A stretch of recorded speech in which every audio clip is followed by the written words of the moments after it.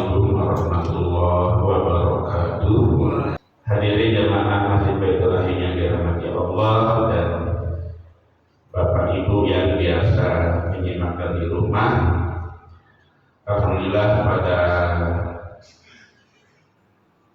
pada maghrib ini kita kembali berjumpa di kajian sirah yang pada kesempatan ini kita masih seputar Amirul Mukminin Umar bin Khattab.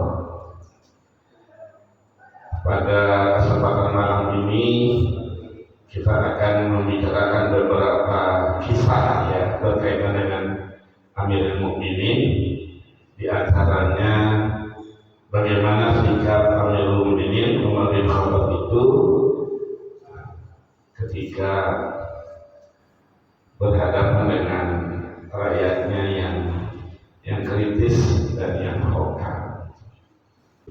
Yang pertama, bagaimana Umar bin Khattab suatu ketika Uyainah bin Hisn itu datang ke rumah keponakannya, Al-Khur namanya. Kemudian Uyainah bertanya kepada Al-Khur, "Wahai keponakanku Al-Khur, apakah kau dekat dengan Amirul Mukminin? Kalau kau dekat, tolong sampaikan, mintakan izin kepadaku agar aku bisa berjumpa dengan beliau." Nah, rupanya Al-Khur ini, keponakan Uyainah ini memang agak dekat ya dengan Umar bin Khattab. Maka kemudian Al-Khur berkata, aku mintakan izin untukmu, wahai paman. Nah, maka didapatkanlah izin dari Amirul Mukminin untuk berjumpa dengan Uyainah bin Hisn. Nah, kemudian bertemulah Uyainah bin Hisn ini dengan Amirul Mukminin Umar bin Khattab. Ya, kita pahami Uyainah bin Hisn ini termasuk orang pedalaman yang mungkin kurang pendidikan ya dan sebagainya, sehingga bisa dikatakan agak kasar. Nah, ketika Uyainah datang dan berjumpa dengan Amirul Mukminin, langsung dia berkata, "Wahai Ibnu Khattab, engkau tidak memberikan kepada kami apapun,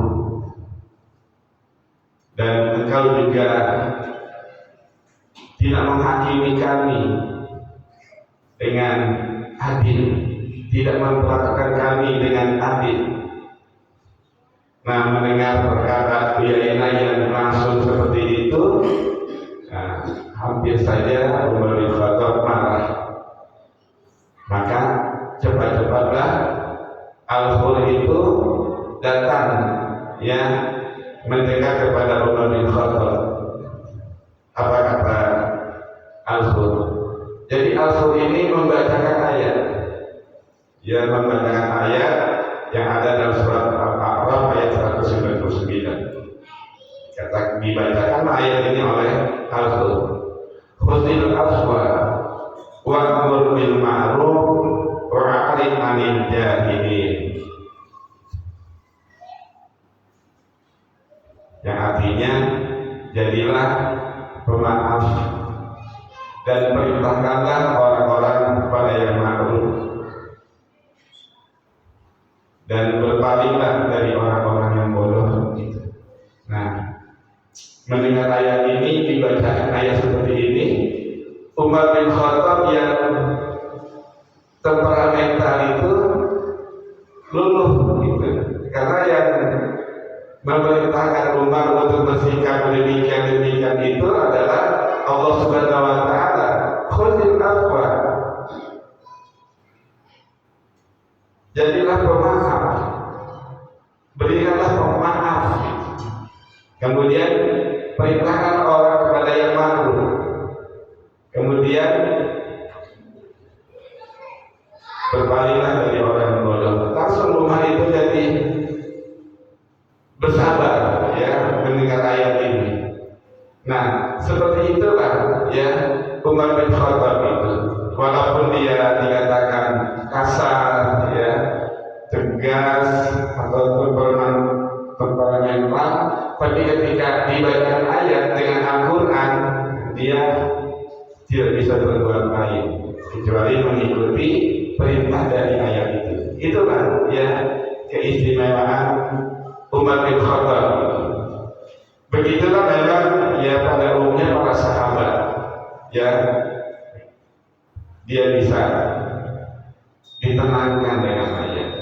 Nah begitu ya sikap Umar. Kemudian ada kisah yang lain lagi ya, kalau itu tadi Uyainah bin Hisn ya laki-laki. Nah bagaimana nih dengan yang wanita? Nah pada kesempatan lain Umar bin Khattab baru keluar dari masjid, dia ditemani oleh Jarud al-Abdi yang pengawalnya yang biasa mendekat dengan beliau. Ya ketika itu sih secara khusus, walaupun jabatan atau posisi Amirul Mukminin itu tinggi dan sangat penting, ya tidak mempunyai pengawal khusus gitu. Ya biasa saja. Tapi ada sajalah sahabat yang membersamai, ya mengawal gitu. Nah ketika itu yang mengawal adalah Jarud al-Abdi. Tiba-tiba ada seorang wanita yang muncul memberi salam. Maka Umar pun menjawab, ya salam dari wanita itu.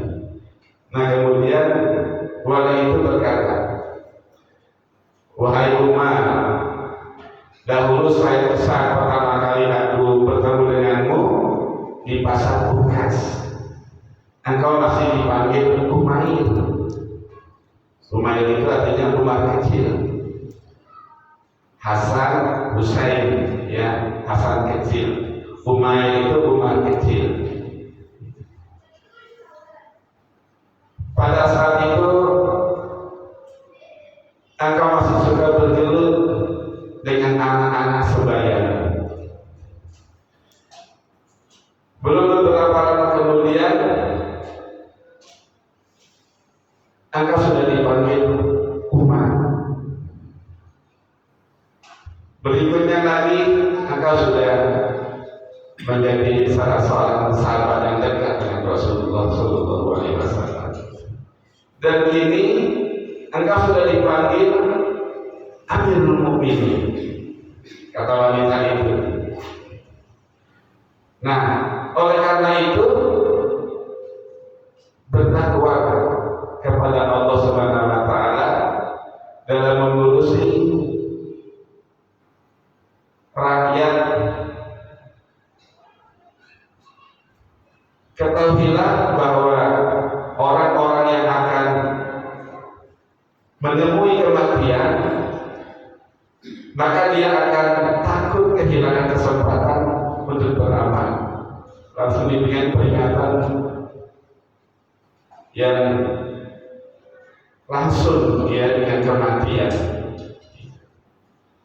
Ketahuilah bahwa orang-orang yang akan menemui kematian, maka dia akan takut kehilangan kesempatan untuk beramal. Nah, mendengar nasihat ya dari seorang ibu yang ditemui di jalan, yang disampaikan secara terbuka, ya banyak orang yang melihatnya. Mendengar perkataan perempuan itu, Umar menangis tanpa bertanya siapa wanita itu. Maka Jarud al-Abdi itu kemudian ya jadi orang suka dengan wanita itu. Kok berkata langsung seperti itu? di, di tengah jalan ya, di tempat terbuka. Maka dikatakan oleh Jalal Al-Abi itu, wahai ibu, berani sekali engkau berkata kepada Amirul Mukminin sehingga engkau telah membuatnya menangis demikian rupa itu. Nah, cepat-cepat Umar bin Khattab mendengar perkataan Jalal Al-Abi itu, berkata, biarkan saja. Apakah engkau tidak mengetahui siapa wanita itu sebenarnya? Dialah Khawlah binti Hakim, yang perkataannya didengar oleh Allah Subhanahu wa taala dari atas langitnya. Dengan demikian Umar lebih pantas untuk mendengar perkataannya. Nah, seperti itu Umar bin Khattab itu. Sehingga kita bisa mengetahui ya, ada sisi-sisi Umar itu memang tegas ya, mungkin kasar, temperamental, tapi sisi lain, nah ini yang dibaca oleh Abdurrahman bin Auf, apa yang disembunyikan itu lebih baik daripada apa yang dia tampakkan. Berbeda dengan kebanyakan orang ya, apa yang disembunyikan itu lebih buruk daripada apa yang ditampakkan. Nah, begitulah ya, dari penggalan-penggalan kisah seperti ini kita mengenal tentang siapa sebenarnya, bagaimana sebenarnya Umar bin Khattab itu. Nah, ini ada sisi lain. Bagaimana Umar bin Khattab, sikap Umar bin Khattab dengan para mantan pemimpin Quraisy ya, sebelum Quraisy ditaklukkan, sebelum mereka masuk Islam, bagaimana sikap Umar bin Khattab dengan ya para pemimpin Quraisy, dan juga bagaimana dengan para mantan budak yang dulunya menjadi budak. Nah, ini ada kisahnya. Ya, suatu hari sejumlah pemuka Quraisy yang dipimpin oleh Suhail bin Amr bin Al-Haris, ya seperti ada Abu Sufyan bin Harb dan lain-lain, datang ya untuk berjumpa dengan Amirul Mukminin. Nah, bersamaan dengan itu datang juga beberapa orang yang dulunya sebagai mantan budak, orang-orang rendah, orang miskin ketika itu, seperti Bilal bin Rabah, Suhail dan lain-lain, datang bersamaan ya dengan datangnya para pemimpin Quraisy itu. Nah, bagaimana nih sikap Umar ya terhadap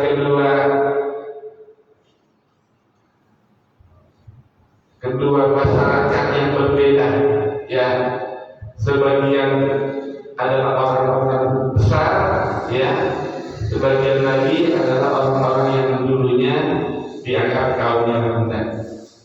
Nah, dalam pertemuan itu Amirul Mukminin mempersilahkan terlebih dahulu para mantan budak, orang-orang miskin itu, untuk bertemu dengan beliau. Dipanggillah mereka ya untuk masuk dan berjumpa dengan Amirul Mukminin. Padahal datangnya bareng gitu. Tapi orang-orang seperti Bilal, orang-orang seperti Suhail yang maula ya, mantan para budak itu, untuk berjumpa lebih dulu dengan Amirul Mukminin. Nah, tentu saja ya para pemimpin Quraisy ini ya seperti Abu Sufyan dan lainnya itu dia suka ya marah mereka, sehingga kemudian Abu Sufyan itu berkata di antara mereka sendiri, tidak keluar gitu. Kemudian apa dikatakan? Abu Sufyan berkata, aku sama sekali tidak pernah melihatnya seperti ini. Umar mempersilahkan para budak miskin itu terlebih dahulu diterimanya dan membiarkan kita ya berdiri di depan pintunya. Nah, di antara para pembesar Quraisy itu ya ada Suhaib bin Amr, ya seorang yang cukup bijak ya di antara pemimpin Quraisy itu. Apa kata Suhaib menanggapi perkataan Abu Sufyan? Wahai orang-orang Quraisy sekalian, aku dapat melihat apa yang ada pada wajah kalian, rasa kurang senang. Ketahuilah, para mantan budak itu dan kalian termasuk saya, karena dia bagian dari orang-orang Quraisy itu, telah sama-sama diajak masuk Islam oleh Rasulullah. Mereka bergerak cepat menyambutnya masuk Islam, sedangkan kalian lambat. Jika kalian ingin marah, marahilah diri kalian sendiri. Nah, maka terdiamlah orang-orang itu yang memperhatikan perkataan Suhaib bin Amr. Kemudian Suhaib bin Amr melanjutkan ya memberikan closingnya. Apa kata Suhaib? Bagaimana jika pada hari kiamat nanti mereka dipanggil untuk masuk surga dan kalian ditinggalkan, tidak dipanggil-panggil? Maka mereka merenung, ya, menyadari, ya, bahwa Amirul Mukminin itu memuliakan orang yang lebih dulu masuk Islam. Ya memang begitu. Gitu. Bahkan pada kesempatan lain kita dapatkan bahwa Amirul Mukminin itu lebih memuliakan seperti ya Zaid ya daripada Abu bin Umar, para anaknya sendiri, pada pembagian-pembagian yang dibagikan biasa seperti itu. Dia lebih memuliakan orang lain. Kenapa? Mereka lebih dulu masuk Islam. Bagaimana dia lebih dicintai oleh Rasulullah. Nah, berdasarkan itu kriterianya. Jadi mengapa Umar Amirul Mukminin itu lebih dulu memanggil para mantan budak seperti Bilal, Suhaib dan sebagainya? Karena mereka lebih dulu masuk Islam.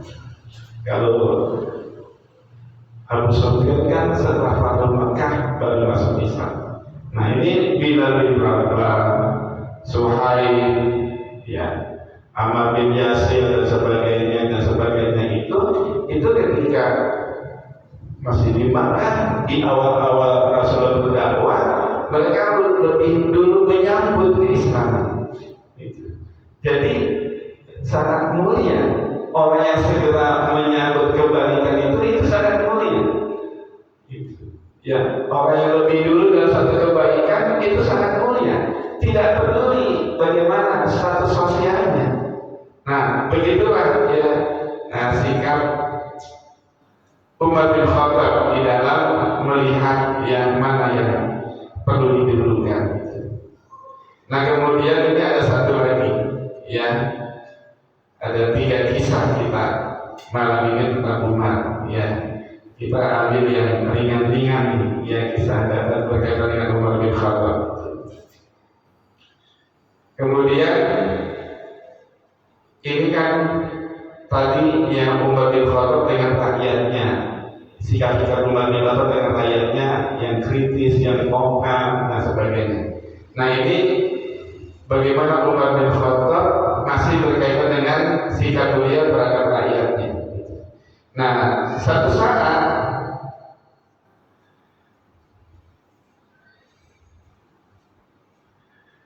Umar bin Khattab dalam rangka tugas ya mendatangi Makkah. Jadi beliau itu pusat pemerintahannya, kantornya itu di Madinah. Satu ketika datang ke Mekah. Nah, kemudian para penduduk ketika dikunjungi oleh Umar bin Khattab, mereka berkerumun ya mendekat kepada Umar bin Khattab. Begitulah ya, ketika itu banyak juga yang mengajukan beberapa hak kepada Amirul Mukminin. Ya, kalau istilahnya sekarang menyampaikan aspirasi, yang menyampaikan keinginan. Nah, begitu juga ketika itu ada beberapa masyarakat itu yang mengajukan ya permasalahan mereka dengan sesama warga ketika itu. Nah, mereka menghampiri Umar bin Khattab dan mengadukan tentang Abu Sufyan. Ya, Abu Sufyan itu pemimpin Makkah, tapi ketika itu tidak punya posisi itu. Yang sebelumnya itu pemimpin Quraisy yang dihormati. Nah, mereka mengadukan, mereka berkata, ya Amirul Mukminin, Abu Sufyan membangun rumah. Dia membangun rumah dengan menghalangi saluran air kami, sehingga rumah-rumah kami akan jadi masalah nanti. Jadi Abu Sufyan itu membangun rumah menutup saluran tetangga-tetangganya. Kan bisa jadi terjadi seperti ini di masyarakat ini. Maka dia mengganggu ya kami. Langsung direspon gitu ya. Umar bin Khattab sudah tahu ya rumah Abu Sufyan itu di mana, maka dia datang ke lokasi di mana Abu Sufyan membangun rumah, yang kata tetangganya dalam membangun rumah itu dia menutupi saluran air para tetangganya gitu. Nah, kemudian Umar segera melihat ke lokasi dan menemui Abu Sufyan. Benar ketika itu Abu Sufyan ada di tempat itu, ya sedang membantu para tukangnya mengangkat batu ini itu. Kemudian langsung datang Umar bin Khattab menemui Abu Sufyan dan langsung memerintahkan saat itu juga apa yang dikatakan oleh Umar bin Khattab. Kata Umar bin Khattab, wahai Abu Sufyan, angkat batu-batu itu, angkat batu-batu itu, ditunjuk di tempatnya, angkat batu-batu itu. Nah, menariknya ketika itu Abu Sufyan itu langsung taat. Diperintahkan seperti itu ya, di tempat terbuka banyak orang melihatnya, Abu Sufyan dengan taat mengangkat batu-batu yang tadinya batu-batu itu menutupi saluran air yang ditunjuk oleh Umar bin Khattab. Ya Abu Sufyan, kalau dikatakan secara detail, batu-batu kamu itu menutupi saluran air tetanggamu. Angkat itu, angkat itu, angkat itu, langsung diangkat. Nah, setelah berkata seperti itu, Umar bin Khattab terkejut juga dengan perkataannya. Saya kok berkata seperti itu langsung gitu, seperti itu. Tapi dia merasa bersyukur. Kemudian dia ya, ke Ka'bah dan dia dapat kabar, dia berdoa kepada Allah. Dia bersyukur. Ya. Kenapa? Apa yang diperintahkan itu ya ditaati oleh Abu Sufyan gitu. Ya Allah, aku bersyukur telah memerintahkan ini itu dengan cara begini. Alhamdulillah ditaati ya oleh Abu Sufyan. Artinya di sisi lain kalau tidak ditaati kayak juga. Seperti itu ya, sudah memerintahkan demikian,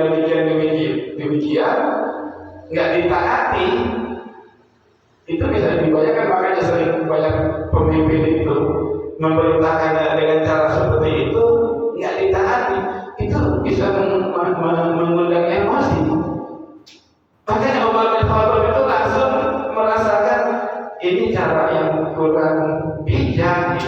ya memerintahkan seorang pemimpin dengan cara begitu itu mestinya tidak begitu, tapi bagus saja ditaati sehingga tidak menimbulkan masalah gitu. Nah itu seperti itu sikap Umar bin Khattab, ya, sehingga akhirnya kita mengetahui begitulah tuh Umar bin Khattab, ya, bukan dia kemudian tidak merasa bersalah atas sikapnya yang sering, ya, karena ya dipengaruhi ya sama sikapnya yang kasar, tegas, sering terpandang. Kan seorang itu kalau menerima pengaduan yang negatif kepada orang lain sering terbawa gitu. Nah, seperti itulah tuh Umar bin Khattab, ya, tapi tidak terlalu larut dengan dan terlalu terbawa dengan keinginan masyarakat, dan dia merasa bersyukur gitu. Coba kalau dia dengan memerintahkan langsung dengan cara seperti itu, kalau tidak dia tidak ditaati, itu bagaimana itu dia? Bagus saja ditaati, dia merasa itu seperti itu, dia bersyukurnya itu bagus saja. Alhamdulillah Abu Sufyan yang pemimpin ini, Abu Sufyan itu pemimpin panglima tinggi di perang Uhud. Gitu. Kalau di perang Badar itu Abu Jahal. Gitu. Yang di akhir perang Uhud itu ada dialog antara Abu Sufyan dengan Umar bin Khattab. Gitu. Ketika Abu Sufyan bertanya, wahai Umar, itu adalah berhadapan di pihak yang berbeda. Itu. Benarkah Rasulullah masih hidup? Kata Umar bin Khattab, beliau bersama kami, beliau mendengar apa yang kamu katakan. Gitu. Makanya ketika itu kata Abu Sufyan, aku lebih percaya kepadamu daripada perkataan Al-Qamah yang menyatakan dia telah membunuh Rasulullah, telah membunuh Muhammad. Aku lebih percaya kepada perkataanmu ya Umar. Nah kemudian kembali dia ke Mekah, Umar bersama Rasulullah kembali ke Madinah. Ketika itu seperti itu. Gitu. Tapi momen yang terjadi dalam percakapan ini setelah Umar bin Khattab menjadi Amirul Mukminin.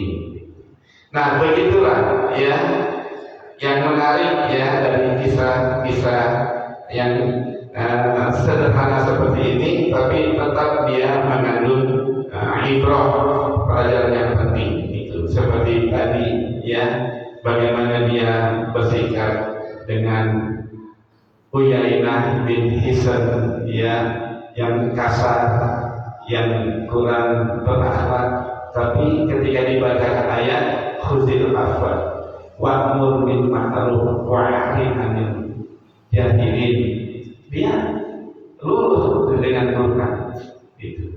Dia luluh itu. Kemudian ketika dia dinasihati secara langsung di tengah jalan ya, di tempat terbuka, itu kan sebenarnya nggak pantas, tidak baik ya, menasihati seorang pemimpin di tengah jalan di tempat terbuka dengan langsung ya menyatakan, wahai Umar, aku pertama kali berjumpa denganmu, engkau masih dipanggil Umair, engkau sudah bergelut dengan anak-anak sebayamu. Wahai Umar, kemudian aku berjumpa lagi denganmu, engkau sudah dipanggil Umar, sudah besar. Berikutnya lagi, engkau sudah dekat dengan Rasulullah, menjadi seorang sahabat. Sekarang engkau sudah menjadi Amirul Mukminin. Oleh karena itu, bertakwa. Ya kan nasihat namanya saya bertakwa. Ya, berbuatlah yang baik. Karena seorang yang akan menemui kematian, dia takkan takut kehilangan kesempatan untuk beramal. Artinya segeralah berbuat baik. Gitu. Jangan tidak tunda lagi. Bisa jadi kalau sekarang, kalau tadinya masih kecil masih Umar, sekarang dianggap sudah berusia. Memang ketika itu sudah berusia lanjut Umar bin Khattab itu 50 menjelang 60 tahun gitu. Dianggap kalau secara tidak langsung, wahai Umar, kau menjadi ahlul bait dalam usia sudah sebagaimana Rasulullah dan sahabat-sahabatmu sudah meninggal menjelang usia 60 tahun. Itu sudah mendekati kematian. Sebagaimana orang yang sudah akan menemui kematian, hendaknya dia takut kehilangan kesempatan untuk beramal. Nah, itu seperti itu. Pesannya itu seperti itu, ibu tua itu. Nah, ternyata kenapa Umar menegur pengawalnya itu Jarud al-Abi? Karena ternyata wanita itu sudah dikenal oleh Umar bin Khattab. Wanita itu adalah Khawlah binti Hakim. Siapa itu Khawlah binti Hakim? Dia yang dalam satu surat ketika menyampaikan keluhan-keluhannya, pengaduan-pengaduannya tentang hubungannya dengan suaminya, dia mengeluhkan, dia mengadukan tentang suaminya kepada Rasulullah. Pengaduannya itu didengar oleh Allah Subhanahu wa Ta'ala, sehingga Allah menurunkan ayat-ayatnya berkaitan dengan permasalahannya dan menyelesaikan masalahnya. Dalam surat apa itu? Al-Mujadilah. Qad sami'a Allahu qawlan lati dan sebagainya.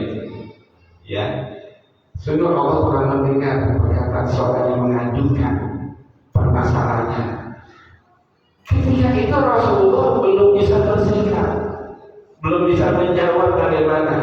Maka untuk mendidik Rasulullah, Allah Subhanahu wa Ta'ala menurunkan ayat kepada Rasulullah, dan dengan ayat itulah kemudian permasalahan yang diadukan oleh Khawlah binti Hakim itu bisa diselesaikan. Nah, itu tuh. Jadi bukan wanita sembarangan yang menasihati Umar bin Khattab di tengah jalan, di tempat terbuka. Dia adalah Khawlah binti Hakim, orang yang pengaduannya kepada Rasulullah didengar langsung oleh Allah, sehingga Allah Subhanahu wa Ta'ala menurunkan ayatnya setelah mendengar perkataan atau pengaduan atau gugatan Khawlah binti Hakim di hadapan Rasulullah seperti itu, karena ada masalah dengan suaminya. Masalah apa itu? Masalah jahat masalah apa ya? Yang seorang suami bilang kepada istrinya, kau seperti punggung ibuku. Nah, itu tidak boleh. Kau seperti punggung ibuku. Itu permasalahan yang diangkat di dalam surat Al-Mujadilah. Kemudian yang ketiga, ibrah yang kita dapat dari kisah-kisah singkat, ringan tapi menarik ini, bagaimana Umar bin Khattab memuliakan orang yang lebih dulu masuk Islam, walaupun dia mantan budak. Dia lebih dulu dalam kebaikan, itu dipersilakan lebih dulu, diterima lebih dulu oleh Umar bin Khattab. Sementara tokoh-tokoh Quraisy dulu saja itu ketika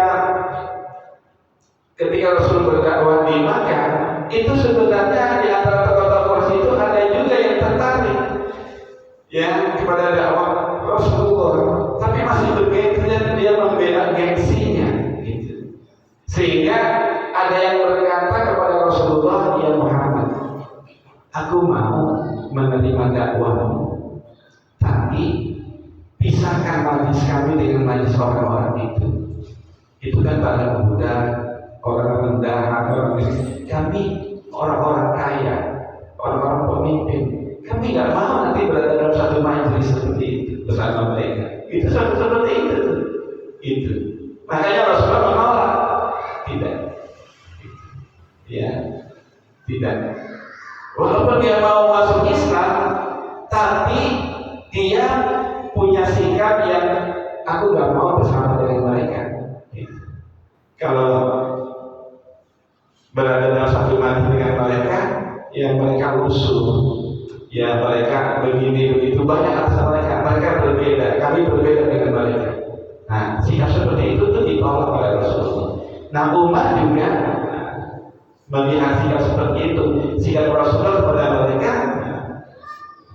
tidak suka dengan sikap seperti itu. Makanya yang lebih didahulukan oleh Umar bin Khattab di dalam menerima, ya orang-orang yang datang kepadanya, mana nih kriterianya? Ya, kriterianya orang yang lebih dulu masuk Islam, gitu.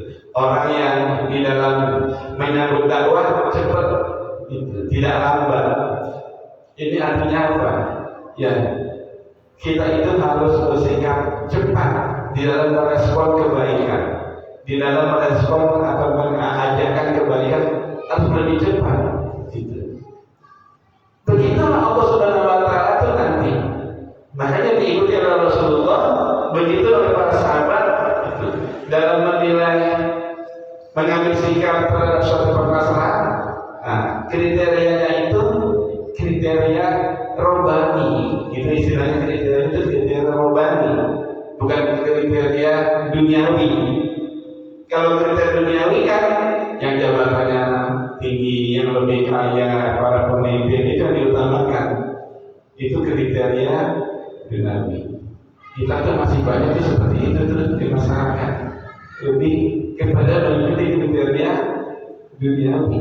Sebenarnya Rasulullah sudah membimbing kita yang diikuti dari para sahabat seperti sikap Umar bin Khattab itu, gitu. Ya, walaupun marah Abu Sufyan, ya begitulah memang. Nah, tapi di antara mereka kan ada yang bijak, maka jadi katakan seperti itu. Ya, kalau Anda ingin marah, marahilah pada diri sendiri. Kenapa?